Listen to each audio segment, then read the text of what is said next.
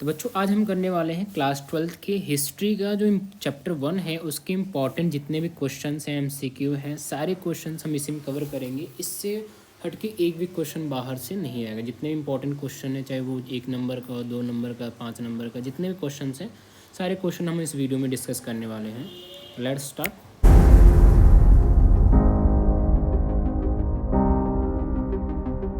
पहला प्रश्न है मोहनजोदड़ो के विशाल स्नानाघर का संक्षिप्त में वर्णन करिए। इस तरह के क्वेश्चंस आते हैं। तो सबसे पहले क्या बताना आपको कि जो विशाल स्नानाघर के आंगन में कहाँ बना होता था, आंगन में बना होता था, आयताकार होता था यानी कि रेक्टेंगल शेप में होता था वो।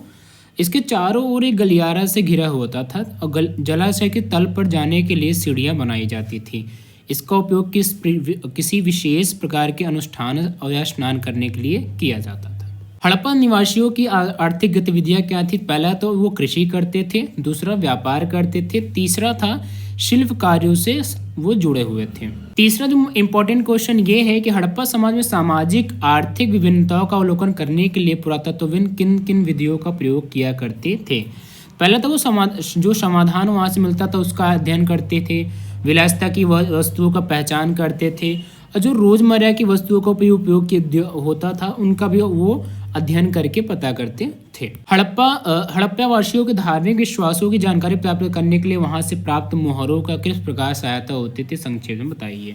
एक तो मोहरों से अनुष्ठान के दृश्य मिलते हैं और कुछ मोहरों में पेड़ के चित्र बने मिलते हैं और किसी में प्रकृति की पूजा की जाती है। मोहरों का कुछ भी जानवर कुछ जानवरों से चित्र भी मिलते हैं, जिससे ये पता चलता है कि जैसे सींग वाला जानवर है या आद्य शिव हैं, इनके चित्र में मोहर में चित्र मिलते, जिससे ये पता चलता है कि इनकी उपासना करते थे या इनकी पूजा करते थे। पुरातत्वविद शिल्प उत्पादन केंद्रों की पहचान कैसे करते थे? पहला होता शिल्प उत्पादन केंद्रों की पहचान करने के लिए निम्नलिखित चीज़ें वो ढूंढते थे, जैसे प्रशस्त्र पिंड हो गया, शंख हो गया, तांबा अयस्क हो गया, या कच्चा माल हो गया, कोई औजार हो गया, या अपूर्ण वस्तु त्याग दिया जाता था, या माल कूड़ा कचड़ा इत्यादि आसपास होता था। जिससे पता चल जाता था कि शिल्प उत्पादन कैसे होता था या किस केंद्र में या किस स्थान में होता था। अब आता है जनरल कनिंघम कौन थे, वह किस प्रकार हड़प्पा के महत्व को समझने में चूक गए।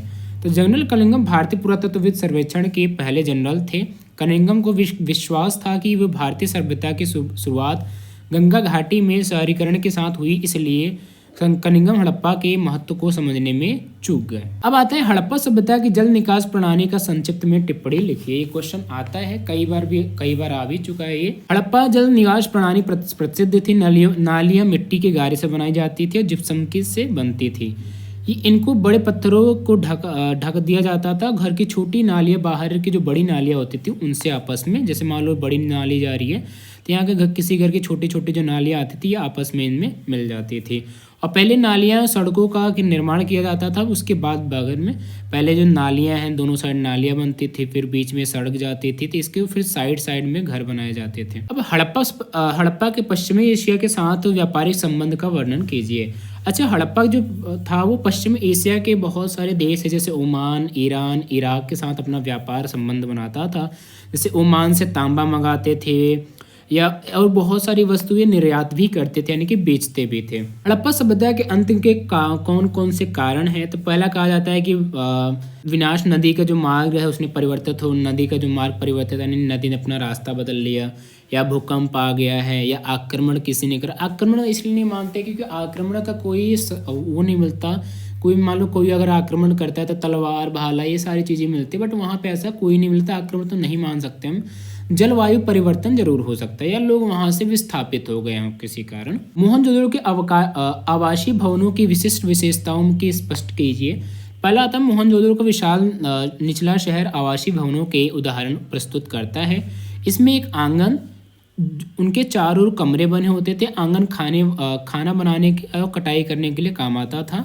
आवासीय भवनों को लोग एकांतता को महत्व देते थे और भूमि पर तल बनी दीवारों पर खिड़कियां नहीं होती थी। ईंटों के फर्श से बना हर घर स्नानाघर होता था। अब आता है हड़प्पा लिपि को एक रहस्यमयी लिपि क्यों कहा जाता है, इसकी विशेषता आप बताइए। रहस्यमयी लिपि इसलिए भी कहा जाता है क्योंकि इसमें कई आज भी नहीं पढ़ा जा सका। इसकी जो अक्षरमाला है 375 से लेके 400 तक की इसकी जो लिपि नहीं है, इसलिए इसको दाईं से बाईं ओर पढ़ा जाता है। कैसे पढ़ा जाता है? इस तरफ से पढ़ते हैं इसको। यानी कि इधर से रीडिंग करते हुए आते हैं, जैसे हम इधर से पढ़ते हैं बट वो इस साइड से पढ़ते हैं, जैसे उर्दू पढ़ी जाती है। सिंधु घाटी सभ्यता के लोगों की खाद्य सामग्री के बारे में क्या जानते थे, स्पष्ट कीजिए। जैसे पेड़ पौधों से प्राप्त उत्पाद का इस्तेमाल करते थे या मछली पकड़ते थे, मांस जो जानवरों को मार के मांस प्राप्त करते थे, गेहूँ, चावल, दाल, मोटा अनाज, ये सारी चीज़ें वो इस्तेमाल करते। हड़प्पा सभ्यता की तकनीकी व प्रौद्योगिकी क्षेत्र में क्या उपलब्धियाँ रही हैं, ये उतना इंपॉर्टेंट नहीं है, फिर भी थोड़ा देख लेते हैं। जैसे कि वो मृदभाण बाट हो गया या आभूषण मृदभाण बनाए जाते थे, ये अपने शिल्प के माध्यम से इन सारी चीज़ें बनाते थे। व्यापार में इन तकनीक का इस्तेमाल किया जाता था, विदेश से जो सामान समुद्री रास्ते से आता था। सर जॉन मार्शल कौन है, उनका भारतीय इतिहास में क्या योगदान रहा है, स्पष्ट किए। सर जॉन मार्शल भारतीय पुरातत्व सर्वेक्षण के डायरेक्टर जनरल थे। इनके नेतृत्व में दयाराम साहनी, रखालदास बनर्जी ने हड़प्पा सभ्यता की खोज की है। तो Dayaram Sahni, Rakhaldas Banerji, sir John Marshall, इन तीनों का नाम आप जरूर याद करना कि पूछा जाता है। मार्शल ने 1924 में पूरे विश्व के सामने एक नवीन सभ्यता की खोज की घोषणा की। अब वो खोज कौन थी, हड़प्पा। इतिहासकार किस प्रकार की इतिहास को पुनर्निर्माण करते हैं, वर्णन कीजिए। उत्खनन या वस्तुओं का निर्माण करते हैं जिसके प्रतिसाध्य से माध्यम से धार्मिक विश्वास और परंपरा के बारे में जानकारी हमें मिलती है और उनके शिल्प केंद्रों की पहचान भी हम करते हैं। अब आता है थोड़ा सा दीर्घ उत्तरी हैं जो बहुत इंपॉर्टेंट क्वेश्चन है, जो बड़े मार्क्स में आते हैं, तो उनको थोड़ा सा हम देख लेते हैं। हड़प्पा सभ्यता की नगर योजना का विस्तार से वर्णन कीजिए। पहला आता है हड़प्पा सभ्यता एक नगरीय सभ्यता थी। यहाँ की नगर योजना अद्भुत होती थी। हड़प्पा अपनी जल निकास प्रणाली के लिए प्रसिद्ध था। यहाँ पूरे नियोजन के साथ आवास एवं नालियाँ का निर्माण किया जाता था।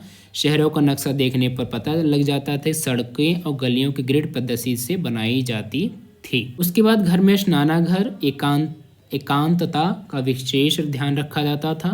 बस्ती 2 भागों में विभाजित थी, दुर्ग और निचला शहर।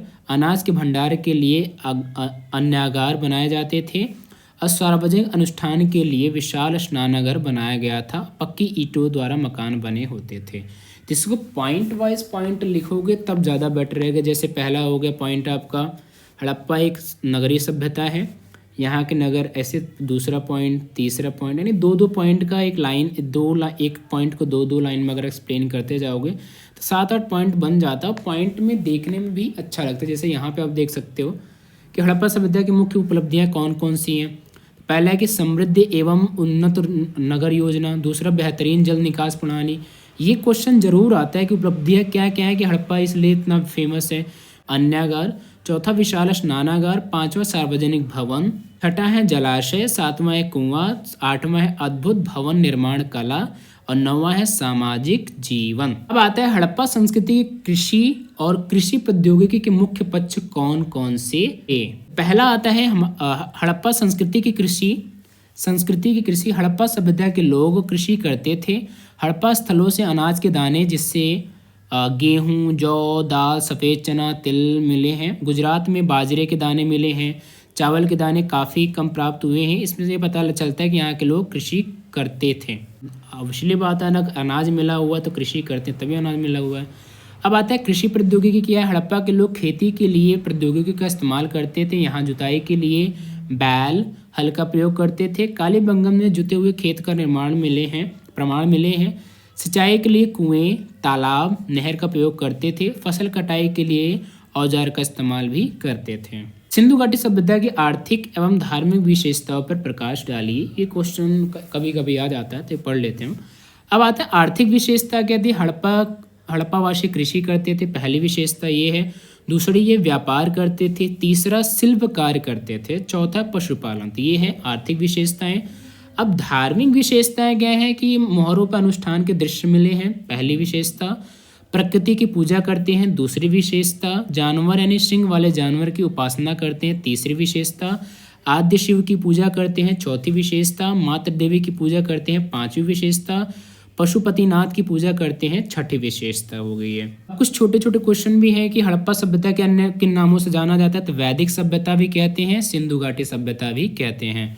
कौन सा जानवर हड़प्पा सभ्यता का पालतू जानवर नहीं है, तो वो है गाय। कभी कभी पूछ लिया जाता है। हड़प्पा सभ्यता से जुड़े कुछ कोई स्थल जगह के नाम बताइए। तो अब नागेश्वर हो गया जो गुजरात में है, धौलावीरा हरियाणा में राखीगढ़ी बनावली, राजस्थान में कालीबंगम, पाकिस्तान में चौंदड़ो, मोहनजोदड़ो, बालाकोट, अफगानिस्तान में सोतुगई हैं। अब आता है गुजरात में हड़प्पा के किस स्थल पर जलाशय मिला है, तो वह है धौलावीरा। विशाल स्नानागार के हड़प्पा स्थल के एक दुर्ग पर मिला है मोहनजोदड़ो।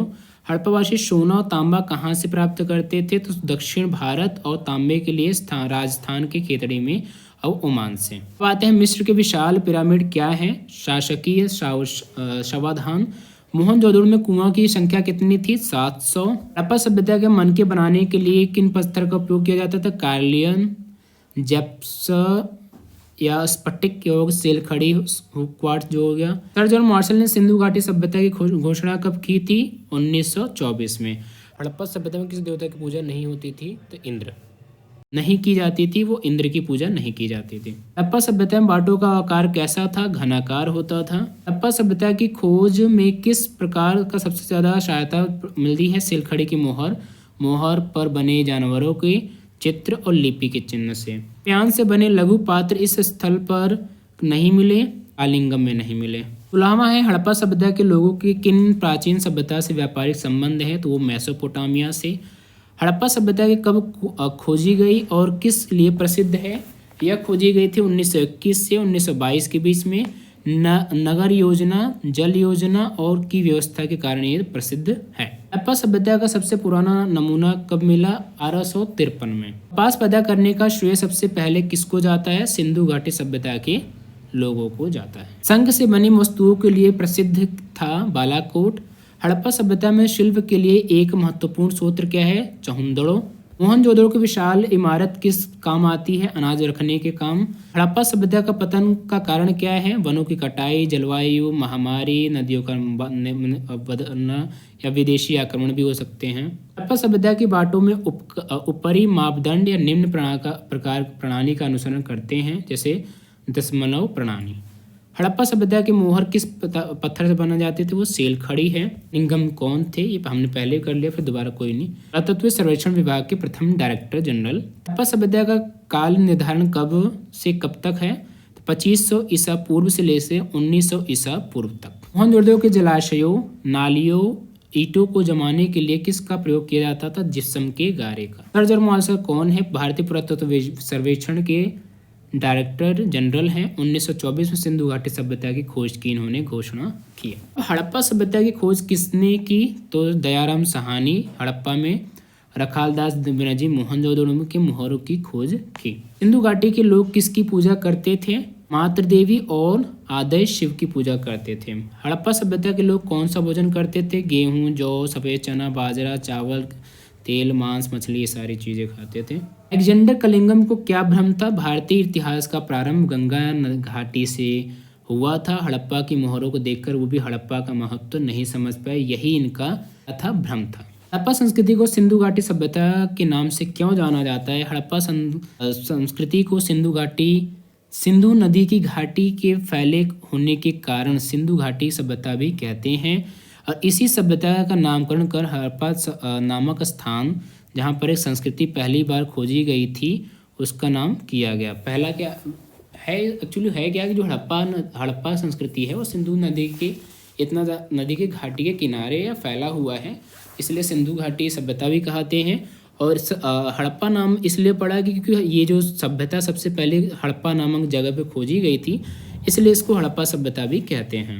हड़प्पा सभ्यता के दो प्रमुख केंद्र कौन है, तो दो प्रमुख केंद्र हैं, हड़प्पा और दूसरा है मोहनजोदड़ो। ये दो प्रमुख केंद्र हैं। मोहनजोदड़ो सबसे लोकप्रिय पुरास्थल है और हड़प्पा सबसे पहला खोजा गया स्थल। हड़प्पा खोज कब हुई थी, 1921 से 22 के बीच में हुई थी। किसने करा था, Dayaram Sahni, Rakhaldas Banerji, sir John martial. अच्छा, फायांस क्या होता है, ये कई बार क्वेश्चन एक नंबर में पूछा जाता है।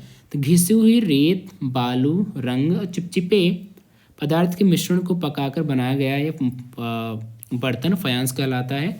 फायांस से बने छोटे पात्र की कीमत माने जाते हैं क्योंकि इसका इतना बनाना मुश्किल था, इसलिए बहुत ज़्यादा महंगा भी होता है। हड़प्पा द्वारा सिंचाई के लिए प्रयोग की जाने वाले जैसे तालाब करते थे, कुआं और नहर, इन सबका उल्लेख मिलता है। किन किन देशों के साथ व्यापारिक संबंध है, तो सुमेर, ईरान, इराक, ओमान और मिस्र के साथ हैं। हड़प्पा सभ्यता की लिपि कैसी थी, चित्रात्मक लिपि थी। हड़प्पा निवासियों को हड़प्पा निवासियों को कब्रों में मिली किन्हीं 5 वस्तुओं के नाम बताइए। तो निर्माण मिलते थे, खोपड़ी या अस्थियाँ मिलती थी, शंखों के छल्ले, जिप्सम के मनके या आभूषण इत्यादि मिलती थी। पूछा जाता है कि 2 विधियाँ थी, जैसे हड़प्पा वासियों की सामाजिक विभिन्नताओं को पहचानने की 2 विधियाँ थी। पहला आता है शवाधान। स्थलों से मिले शवाधान में आमतौर पर मृतकों को गर्तों में दफना कर गया जाता था। इनके साथ मृदभाण आदि अवशेष मिले हैं। शवाधानों के अध्ययन से हमें सामाजिक और आर्थिक विभिन्नता का पता चलता है।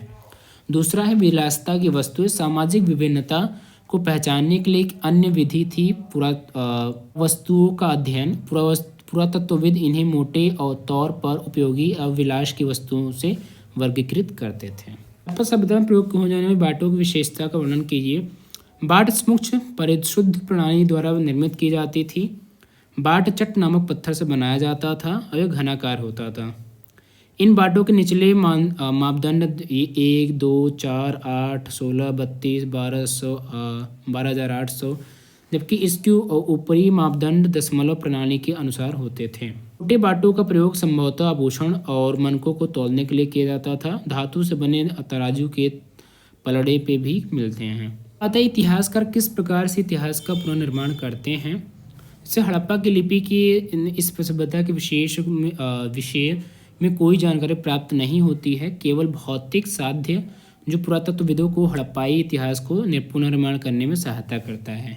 यह वस्तुएं मृदभाण, औजार, आभूषण, घरेलू सामान भी हो सकते हैं। उसके बाद उत्कटिबंधीय सिंधु घाटी सभ्यता विश्व की प्राचीन नदी घाटी सभ्यता में से एक प्रमुख सभ्यता है। इस सभ्यता को उदय सिंधु नदी की घाटी के होने के कारण इस सभ्यता का नाम सिंधु घाटी सभ्यता पड़ा। इसके प्रथम उत्खनन और विकसित केंद्र हड़प्पा के नाम से जाना जाता है। हड़प्पा सभ्यता औद्योतिहासिक होने के कारण औद्योतिहासिक भारतीय और सिंधु सरस्वती सभ्यता के नाम से भी जाना जाता है। धन्यवाद। ये चैप्टर यहीं फिनिश करते हैं। तो जितने भी इंपॉर्टेंट क्वेश्चंस थे वो हमने सारे डिस्कस कर लिए हैं। अगले चैप्टर का जो वीडियो है आपको जल्द ही मिल जाएगा। तो आप पेपर के लिए इतना क्वेश्चन काफ़ी, अगर आप इतना प्रिपेयर कर लेते हैं इस चैप्टर के जो भी क्वेश्चंस आएंगे वो सारे क्वेश्चन कवर हो जाएंगे। Thank you.